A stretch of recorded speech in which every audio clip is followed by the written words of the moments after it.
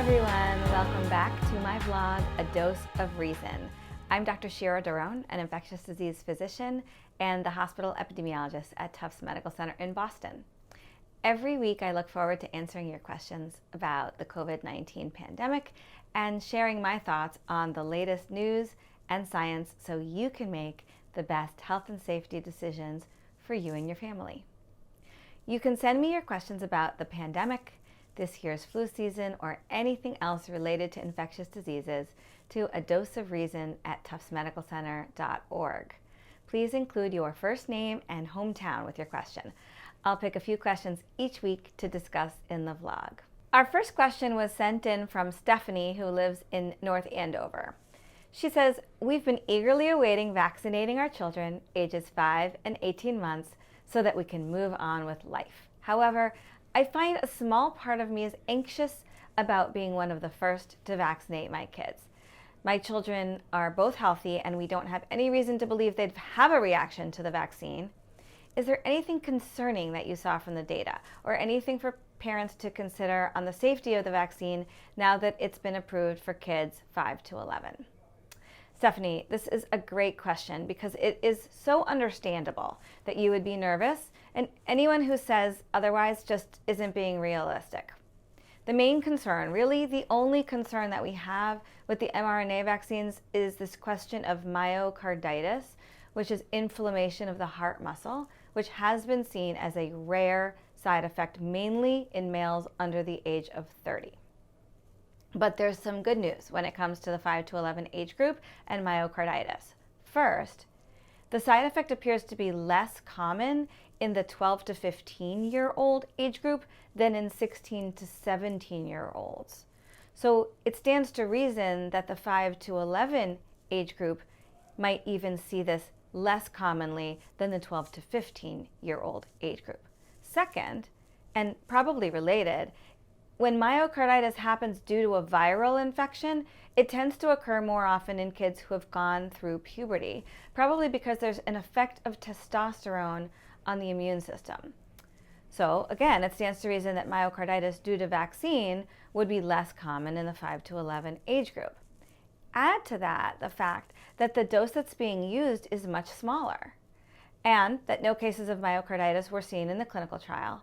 And that's why the advisory committees to both the FDA and the CDC recommended the vaccine for everyone in this age group to prevent infection, to prevent hospitalization, to prevent long COVID, multi-system inflammatory syndrome, and death. Our next question comes to us from Jeannie from Walpole, and she says, what advice do you have for holiday gatherings if not all family members are vaccinated? This is a question I'm getting a lot, and it's one I'm thinking about for myself and my family as the holidays approach. I can't answer the question for you because it's really a matter of personal choice, but I can tell you some ways to make your gatherings safer. First, it really depends on whether you're talking about unvaccinated children or unvaccinated adults, because the risk to unvaccinated children is so much lower, and family holiday gatherings are so important. If all adults are protected by vaccination and not immunocompromised, I do encourage cautiously gathering. Now, if you're eligible for a booster, consider getting one now. If you have unvaccinated adults in your family, then you really need to think about whether you want to gather with those people. And if not now, when would you feel comfortable doing so? Because at this point, it's not likely they'll ever be vaccinated. Now, particularly if you have high-risk adults in the family, you'll want to add layers of safety. Those could include open windows, wearing masks indoors, keeping nuclear families at separate distanced tables, and testing, either a PCR a couple of days before the event or a rapid antigen test the day of.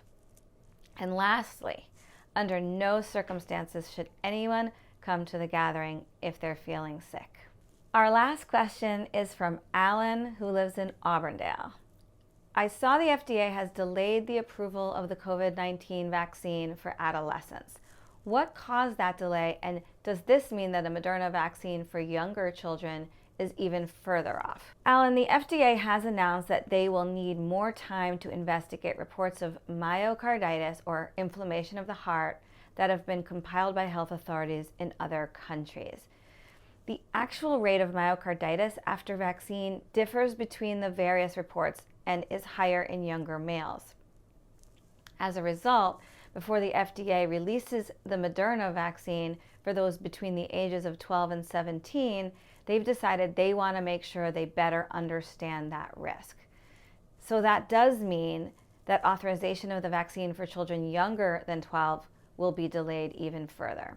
Now, the good news is that there's plenty of Pfizer vaccine for every eligible child, and the rate of myocarditis appears to be higher for Moderna recipients than for Pfizer recipients.